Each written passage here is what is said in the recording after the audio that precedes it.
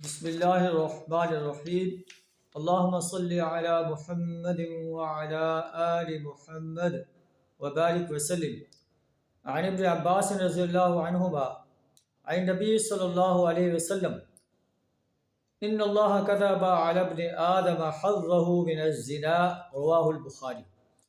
حضرت عبداللہ بن عباس رضی اللہ تعالیٰ عنہ روایت کرتے ہیں کہ نبی صلی اللہ علیہ وسلم نے ارشاد فرمایا، اللہ تعالیٰ نے ابن آدم کا زنا میں سے حصہ رکھ دیا ہے، ادرک ذلک لا محالہ، جو اس سے ضرور صادر ہوگا۔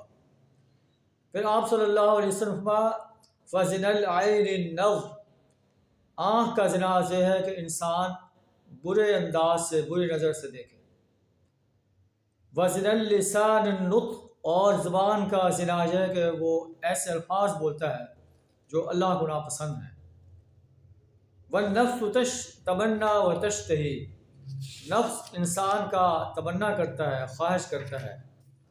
والفرج یصدق ذلك او یکذبہ، اور شرمگاہ اس کی تصدیق کرتی ہے یا اس کو جھٹلا دیتی ہے۔